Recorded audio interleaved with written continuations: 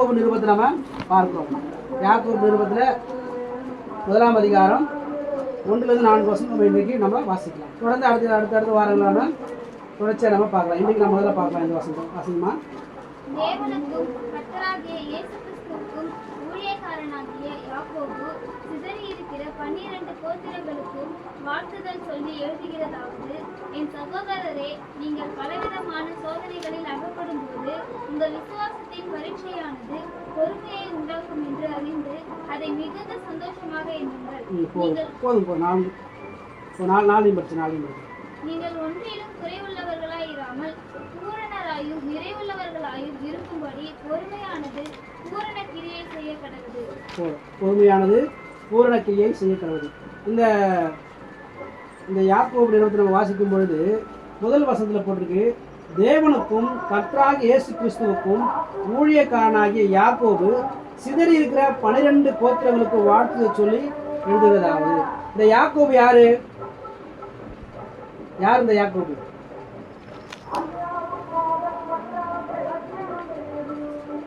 யாக்கோபு யாருமா?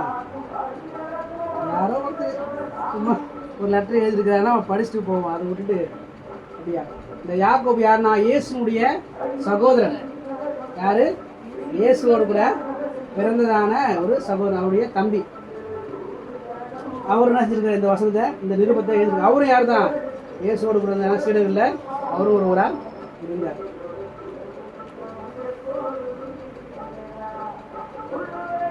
சரி, அப்போ இந்த வசனத்தில் பார்க்கும்போது இயேசுவின் சகோதரனாக இருந்த இவர் எப்படி நம்ம அதை இயேசுவின் சகோதரன் சொல்ல முடியும்?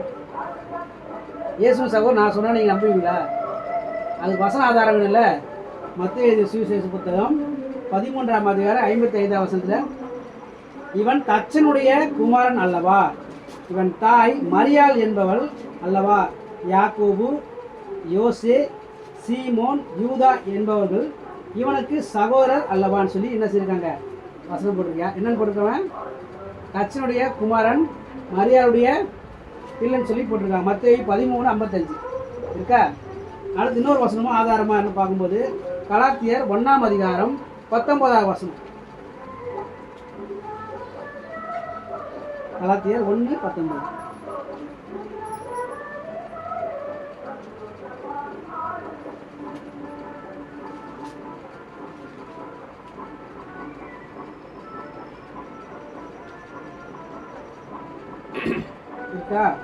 கர்த்தருடைய சகோதரனாகிய யாக்கோவை தவிர அப்போஸ்தலரில் வேறொருவரையும் நாம் காணவில்லை. விசுவாசத்து நிமித்தம் சோதனை பரீட்சை வந்தது சொல்லி பார்ப்போம். இந்த வசனம் என்ன சொல்லுன்னா, கர்த்தருடைய சகோதரனாகிய யாக்கோவை தவிர அப்போஸ்தலரில் வேறொருவரையும் நாம் காணவில்லை சொல்லி பார்ப்போம். அப்போ இவர் யாரும் சொல்லி போட்டிருக்காங்க வசனத்தில்? இயேசுடைய சகோதரன் தான். இயேசுடைய சகோதரன் என்ன செய்யற? நிருபத்தை எழுதுறாரு. இந்த நிருபத்தை என்ன செய்யறாரு? அவர் எழுதும்போது அவர் என்ன செய்யறாரு? தெளிவாக நமக்கு புரியும்படிக்காக ஒரு சில காரியங்களை சொல்லி எழுதுகிறார். அப்படியாக எழுதும்போது முதலாவதாக எதை அவர் முன்வைத்து எழுதுகிறார்? இந்த நிருபத்தை வாசிக்கும் பொழுது நமக்கு எதெல்லாம் நமக்கு சொல்ல வராரு அப்படின்னு சொல்லி பார்க்கும்போது அவர் என்ன சொல்ல வர்றாருன்னா, விசுவாசத்தை குறித்தும் பொறுமையை உண்டாக்கும் என்பதை குறித்து அவர் என்ன செய்யறாரு சொல்றாரு. அது இல்லாமல் சோதனையை சகிக்கணும்னு சொல்லி சொல்றாரு. விசுவாசம் என்னத்தை கொண்டு வருமா? பொறுமையை கொண்டு வருமா? சோதனையை சகிக்கணும்னு சொல்லி நமக்கு என்ன செய்யறாரு? உணர்த்துறாரு. நம்ம நிறைய நேரங்களில் விசுவாசத்தில் சோர்ந்து போயிடும், பொறுமை இல்லாமல் போயிடும். சோதனை வரும்போது என்ன செய்யறதுக்கு நம்ம சகிக்க முடியாமல் என்ன செய்யறோம்? கஷ்டப்படுறோம். ஆனால் இங்கே அவர் என்ன செய்யறாரு? அதெல்லாம் நமக்கு சுட்டி காட்டுகிறார். திரும்ப அந்த முதல் வசனத்தை வாசிக்கலாம். முதல் வசனம் யாக்கோபு 1. தேவனுக்கும் கர்த்தராகிய இயேசு கிறிஸ்துவுக்கும் ஊழியக்காரனாகிய யாக்கோபு சிதறி இருக்கிற 12 கோத்திரங்களுக்கும் வாழ்த்துதல் சொல்லி எழுதியிருக்கிறார். இப்போ என்ன சொல்றாரு? வாழ்த்துதல் சொல்லி எழுதுறாரு. யாருக்கு எழுதுறாரு? சிதறி போயிருக்கிறான 12 கோத்திரங்கள். 12 கோத்திரங்கள்லாம் எது? இப்போ நமக்கு சந்தேகம் வருதுல, 12 கோத்திரம் சொல்றாங்க. யார் அந்த 12 கோத்திரம்? ஆதியாகவும் 49 அதிகாரத்தில் சொல்லப்பட்டிருக்கு. 12 கோத்திர பிதாக்கள் சொல்லி சொல்லப்பட்டிருக்கு. இப்போ நம்ம அதை படிக்க வேண்டாம், அங்கே இருக்குது. நீங்கள் என்ன செய்ய, அந்த 49 அதிகாரத்தை நீங்கள் ஃப்ரீயாக இருக்கும்போது படித்து பாருங்கள். ஒவ்வொரு கோத்திர பிதாக்களுடைய பேரை போட்டு வச்சுருப்பாங்க, போடப்பட்டிருப்பாங்க. அவங்க தான் அந்த கோத்திர பிதாக்கள். ஆனால் இங்கே சொல்லப்பட்டது சிதறி இருக்கிறதான சபைகளுக்கு, சபை விசுவாச மக்களுக்கு என்ன செய்யறாரு சொல்லுவதை நம்ம எடுத்துக்கொள்ளலாம். அப்ப இவர் என்னத்தை சொல்றாரு? சபை மக்களுக்கு, விசுவாசிகளுக்கு என்னத்தை சொல்ல வராரு அப்படின்னு சொல்லி பார்க்கும்பொழுது ஒரு சில காரியம் நமக்கு என்ன செய்யறாரு அழுத்தம் திருத்தமா சொல்ல வராரு. ஏன் அப்படின்னாக்கா அது நமக்கு மிக மிக அவசியமாக இருக்கிறது. 2வது வசனம் வாசிக்கலாம்.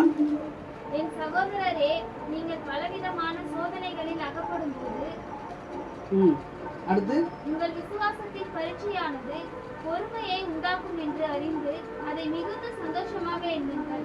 மிகுந்த சந்தோஷமாக எண்ணுங்கள்.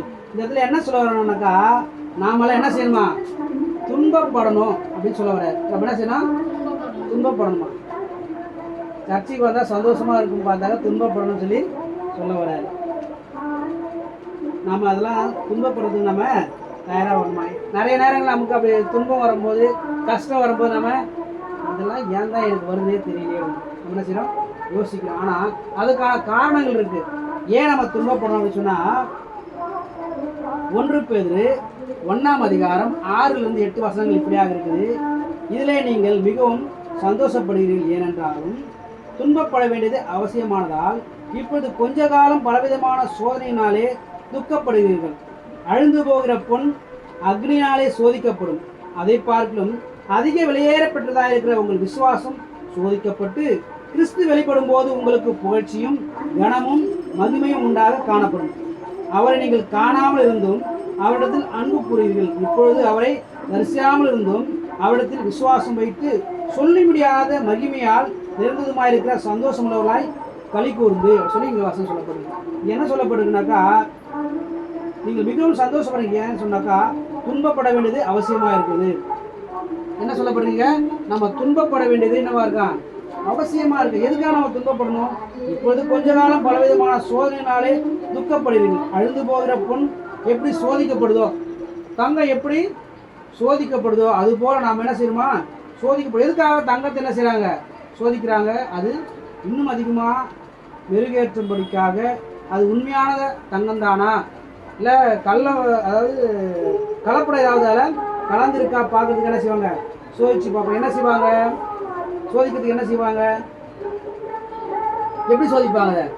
அக்னியில் போட்டு சோதிப்பாங்க. அக்னியில் போட்டு சோதிச்சா என்ன அது அப்படியே நல்லா குழுன்னு இருக்குமா? அப்படியே வெந்து போகும் இல்லையா? நம்முடைய உருவத்தையே அது என்ன செஞ்சிடும்?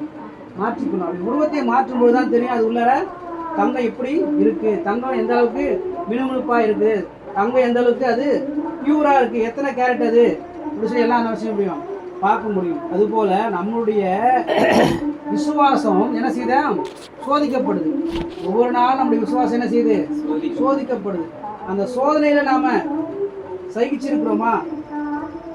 அந்த சோதனையில் நம்ம தோற்று போயிடுறோமா? அதுதான் முக்கியமானது. அதுதான் இங்கே சொல்லப்படுது. துன்பப்பட வேண்டியது அவசியமாக இருக்கு. நம்ம கஷ்டப்பட வேண்டியது எப்படி இருக்கு? தேவையானது தான். கஷ்டப்பட்டால் தான் அதோட அருமை தெரியும். பிள்ளைங்க என்ன செய்கிறாங்க? இந்த காலத்து பிள்ளைங்கள்லாம் சீக்கிரமாக கொஞ்சம் சுலபமாக வாங்கிடுறாங்க. இதுக்கு முன்னாடி ஒரு 20 வருஷத்துக்கு முன்னாடி இருக்கிற பிள்ளைங்கள்லாம் எந்த ஒரு பொருளை வாங்குறது கஷ்டப்படுவாங்க. அப்பா அம்மா வந்து கேட்பாங்க. முதல்ல என்ன செய்வார்? அப்பா வேண்டான்னு சொல்லுவார், இல்லைன்னு சொல்லுவார். ரொம்ப அடம் பிடிச்சா என்ன செய்வார்? 2 அடி வைப்பார். ஆனால் இப்போ இருக்கிற பிள்ளைங்க அப்பா அம்மா மிரட்டுறாங்க. எனக்கு வாங்கி கொடுக்கலான்னு செஞ்சுருவேன், நான் செத்துருவேன்னு மிரட்டுறாங்க. செத்து தொலைட்டோம் அப்படின்னா செஞ்சிடும், சீக்கிரமாக முடிஞ்சிடும். இது தேவையில்லாமல் வேற எங்கேயாவது போய் தவறான காரியத்தில் ஈடுபட்டு செத்து போகிறதுக்கு அதுக்கு முன்னாடியே செத்து தொலைட்டு நீங்கள் விட்டுருந்தீங்கன்னாக்கா நிம்மதியாக இருந்திருக்கும். ஆனால் இந்த காலத்து பிள்ளைங்க அப்படி சுலபமாக ஒரு காரியத்தை அவங்க பெற்றுக்கொண்டதுனால அவங்க அதனுடைய அருமை தெரிய மாட்டேங்குது. நான் படிக்கும்போதெல்லாம் வந்து பேனா பென்சில்லாம் ரொம்ப கஷ்டமாக இருக்கும். வருமானம் கிடையாது. அப்போ யாருக்குன்னா கிடையாது, பணம் கிடையாது, வருமானம் கிடையாது. ஒரு பேனா பென்சில் வாங்க, ஒரு ஜாமெண்ட்ரி பாக்ஸ் வாங்குறதுக்கு கஷ்டப்படுவோம். ஆனால் இப்போ இருக்கிற பிள்ளைங்களுக்கெல்லாம் அதெல்லாம் உடனே கிடைச்சிருது. அதனால் அது மேலே ஒரு ஒரு அதனுடைய விலை தெரிய மாட்டேது. அதனுடைய அது எப்படி வந்தது, இதுக்காக எப்படிப்பட்ட உழைப்பு இருக்குது அப்பா அம்மாவுக்கு அப்படின்னு சொல்லி பிள்ளைங்களுக்கு தெரியுமா? அதாவது என்ன செய்கிறாங்க? கேர்லெஸ்ஸாக வச்சிடுறாங்க, கேர்லெஸ்ஸாக போட்டுடுறாங்க. நாங்கள் எங்களுக்கெல்லாம் கிடைக்கும் போது என்ன சொன்னாங்க? பத்திரமா வச்சுருப்போம். எனக்கு நல்லா ஞாபகம் இருக்குது. எங்கள் வீட்டில் வந்து ஒரு செருப்பு ஒன்று வாங்கி கொடுத்தாங்க எனக்கு. இந்த செருப்பு நான் ரொம்ப நாள் பத்திரமா வச்சுருந்தேன், போட்டுட்டு தான் இருந்தேன். ஆனால் என்ன செய்யாத ரொம்ப நாள் பத்திரமா வச்சுருந்தேன். ஆனால் இப்போ இருக்கிற பிள்ளைங்களுக்கு வெளியில் போகிறதுக்கு ஒரு செருப்பு இருக்குது, வீட்டுக்குள்ளே போகிறதுக்கு ஒரு செருப்பு இருக்குது, கடைக்கு போகிற செருப்பு இருக்குது, ஏதாவது ஸ்பெஷலாக எங்கேயாவது போனோம்னா கல்யாணத்துக்கு போனால் அது செருப்பு இருக்குது. என்ன செய்கிறாங்க, எல்லாம் விதவிதமாக வாங்கி வச்சுருக்காங்க. ஏன்னாக்கா அவங்களுக்கு அதனுடைய அருமை தெரியல, கஷ்டம் தெரியல. அது வாங்கி கொடுக்கும்போதே அப்பா அம்மா செஞ்சு சொல்லி கொடுத்து சொல்லி கொடுத்தாலும் இப்போ இருக்கிற பிள்ளைங்க என்ன செய்யுது, அடம் பிடிக்குது. இன்றைக்கி அப்பா அம்மா என்ன செய்ய முடியல, பிள்ளைங்களை அடிக்க முடியல, பிள்ளைங்களை இன்றைக்கி அடிக்க முடியல. அதனால் துன்பப்பட முடியாதனால, பிள்ளைங்க துன்பப்பட முடியாதனால இன்றைக்கி அப்பா அம்மா என்ன செய்கிறாங்க, துன்பப்படுறாங்க. கொஞ்ச காலத்துக்கு முன்னாடி பிள்ளைங்க துன்பப்பட்டாங்க. ஏன் அப்படின்னாக்கா அப்போ தான் அவங்க என்ன செய்வாங்க, அதனுடைய அருமையை தெரிஞ்சுக்கொள்வாங்க, அந்த பொருளுடைய அருமையை விலையை தெரிஞ்சுக்கொள்வாங்க, இது எப்படி கஷ்டப்பட்டு வாங்கினாங்க, இது எவ்வளோ முக்கியமானதுச்சு தெரிஞ்சுக்குவாங்க சொல்லி பெற்றோர் என்ன செஞ்சாங்க, பிள்ளைகளை கஷ்டப்படுத்தினாங்க, அவங்கள அதில் பழக்கி வச்சாங்க. ஆனால் இன்றைக்கி இருக்கிற பிள்ளைங்க அதை கஷ்டத்தை அவங்க அனுபவிக்கல, பேரண்ட்ஸ் தான் என்ன செய்கிறாங்க, அந்த கஷ்டத்தை அனுபவிக்கிறாங்க. அதுதான் வசனம் சொல்லியிருக்கு. நாம் என்ன சொல்ல, துன்பப்படுறதுக்கு பழகிக்கணும். அப்படி துன்பப்படும் போது தான், அப்படி கஷ்டப்படும் போது தான், அப்படி வேதனை நமக்கு வரும்போது தான் கடவுள் நமக்கு கொடுத்துருக்க அந்த விசுவாசம் எப்படி இருக்குது, அந்த விசுவாசம் முழுமையாக இருக்கா, அந்த விசுவாசம் உண்மையான விசுவாசம் தானா, இல்லை நேரத்துக்கு ஏற்றா போல மாறிக்கிற விசுவாசமா சொல்லி நமக்கு தெரியும். ஏன் கடவுள் நமக்கு சோதனையை தராரு? எல்லாருக்கும் அது போல சோதனை கிடைக்கிறது கிடையாது. எல்லாருக்கும் சோதனை கிடைக்குதா? எல்லாரும் கஷ்டப்படுறாங்களா? இல்லையே. நான் தான் 3 வேளை ஜெபம் பண்ணுறேன், எப்போ பார்த்தாலும் பைபிள் படிக்கிறேன், இப்போ தான் கடவுள் பிரியமாக வாழணும்னு சொல்லி சோதனை சொல்லிகிட்டே இருக்கிறேன். ஆனால் நான் மட்டும் தானே செய்கிறேன், கஷ்டப்படுறேன். ஒரு சில ஜெபம் பண்ணுறது கிடையாது, அவனுக்கு கிறிஸ்தவனே கிடையாது, இயேசுவே தெரியாது அவனுக்கு. ஆனால் அவன் எப்படி இருக்கிறான், சந்தோஷமாக இருக்கிறான், ஜாலியாக இருக்கிறான், அவனுக்கு ஒரு கஷ்டமும் கிடையாது. நான் எப்போல்லாம் இயேசுக்கிட்ட வந்து போகிறனோ எனக்கு மட்டும் கஷ்டமாக இருக்குது. ஏன் கஷ்டமாக இருக்குது எனக்கு மட்டும்? ஒரு வருஷம் வாசிக்கலாம்.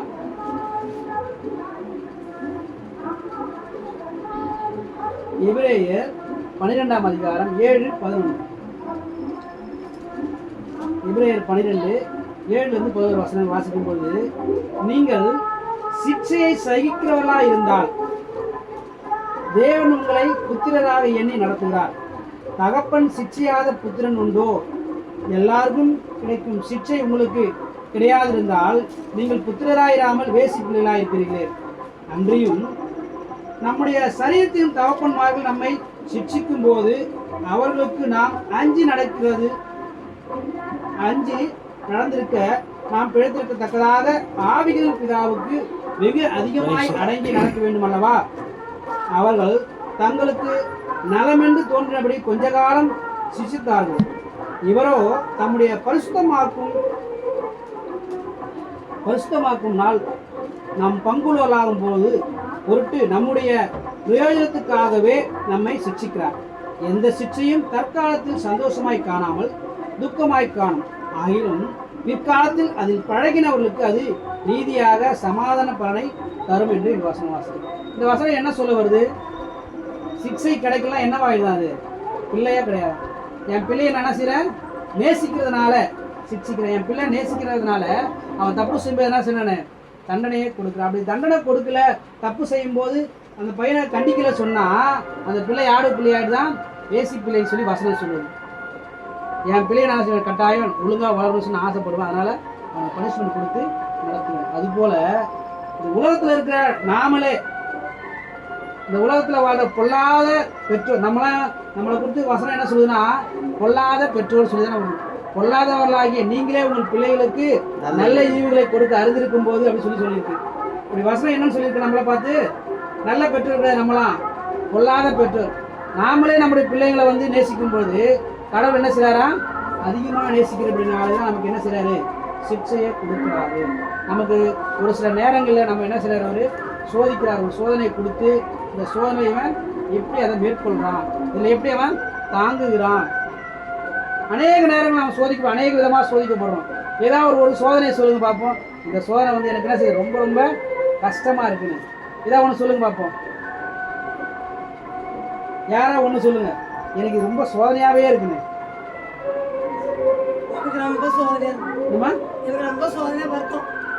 இல்லை நான் அப்படி நான் பொதுவாக கேட்கல, ஏதாவது ஒன்று ஒரு ஸ்பெசிஃபிக்காக ஒன்று கேட்குறேன்.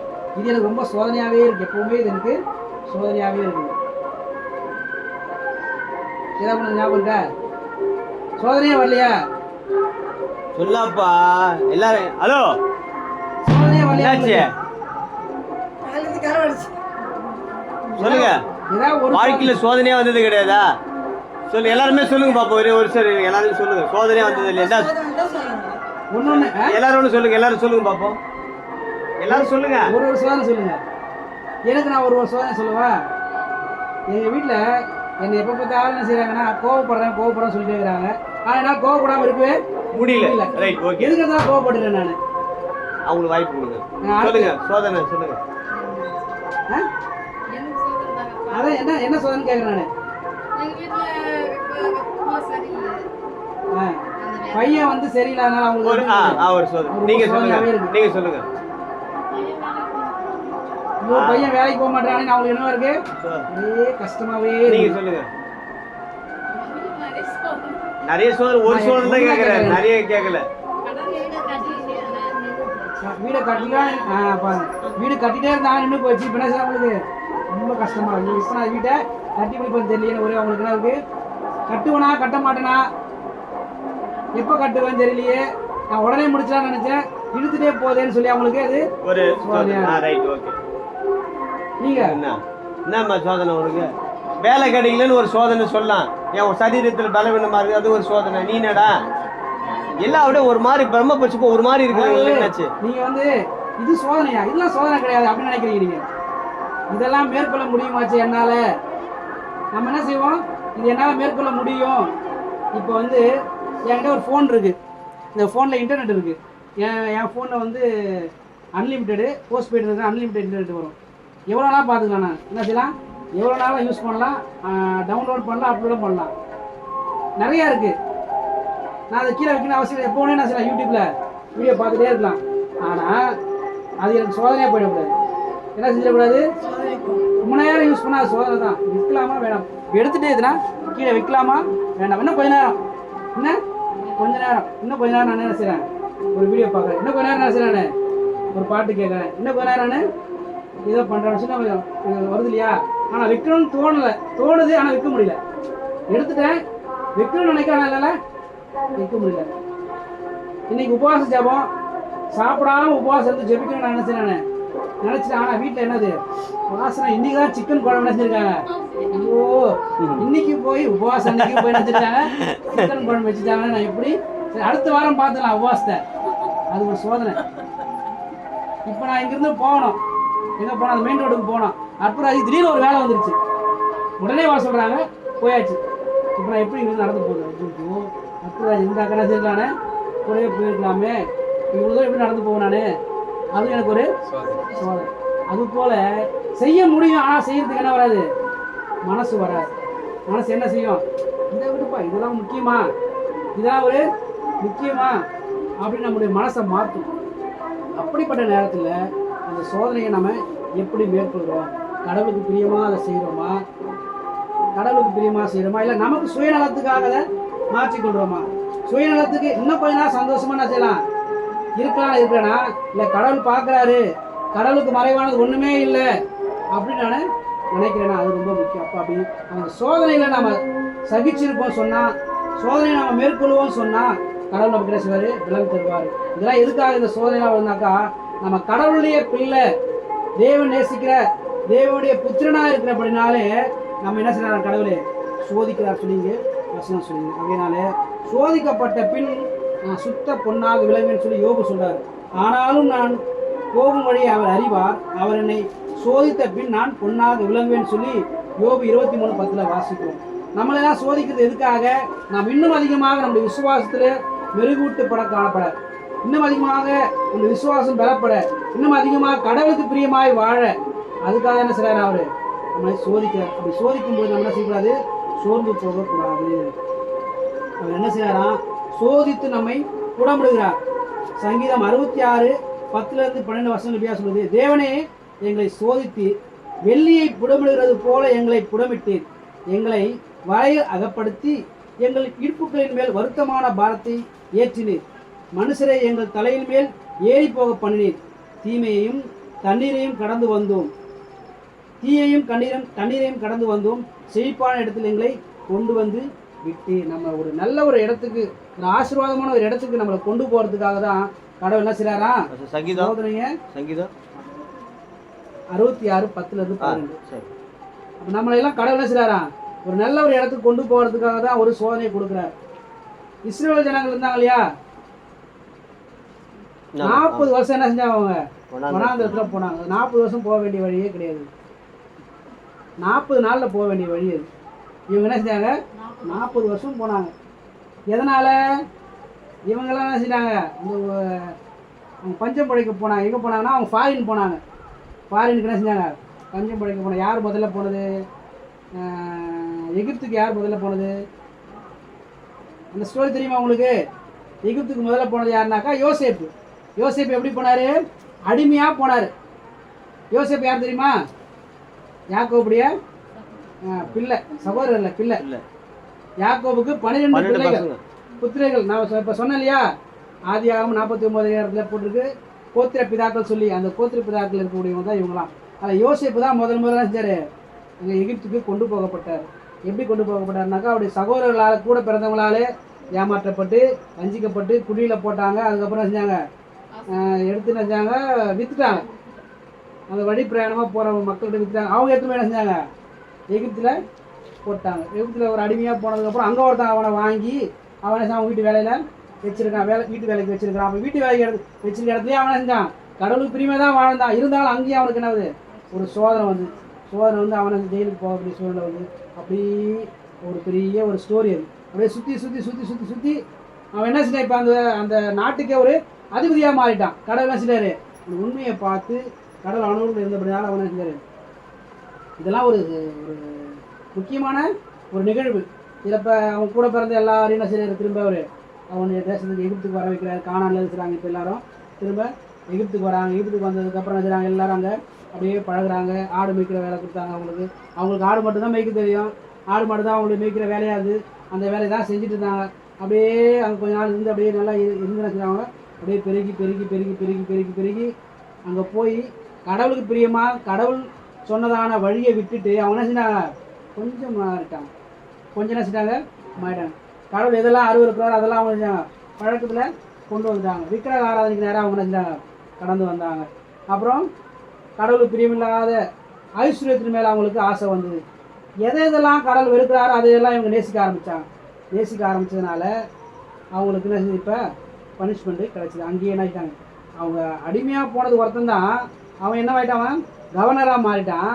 கவர்னராக மாறினதுக்கப்புறம் அவன் குடும்பத்தையே கூப்பிட்டு வந்து எகிப்தில் வச்சுருந்தான். கவர்னருடைய உடன் பிறந்தவங்கலாம் எப்படி இருப்பாங்க? அவங்களும் கவர்னருடைய உடன் பிறந்தவங்களால பெரிய பணக்காரங்களாம் சந்தோஷமாக இருந்திருப்பாங்க. அவங்களுடைய கீழ்ப்படியாமை நிமித்தமாக அங்கே என்ன செஞ்சாங்க? அவங்க எல்லாம் சிக்கப்பட்டாங்க. அடிமையாக எல்லாரும் மாறினாங்க. என்ன செஞ்சாங்க? எல்லாம் ஒரு பெரிய பணக்காரராக போயிட்டு அடிமையாக மாறிட்டாங்க. ஆனால் கடவுள் அவங்களுடைய ஜபத்தை கேட்டு அவங்க வந்து கொண்டு வராரு. கொண்டு வரும்போது அவங்ககிட்ட இருக்கிறதான எல்லா விதமான காரியங்களும் வெளியெடுக்கிறதுக்காக, கடவுளுக்கு பிரியமில்லாத காரியங்களாம் வெளியெடுக்கிறதுக்காக கடவுள் அவங்க என்ன செய்கிறாரு? ஒவ்வொரு நாளும் சோதிக்கிறார். 40 நாளில் வர வேண்டியதான பிரயாணத்தை 40 வருஷம் வர வைக்கிறார். அந்த 40 வருஷம் வரும்போது அவங்களுக்கு என்ன வருது? சோதனை. எதுக்காக அவங்களுக்கு அந்த சோதனைலாம் கொடுத்தாரு? பாலும் தேனும் ஓடுறதான தேசத்துக்கு அவங்க செய்யப்படுறாங்க.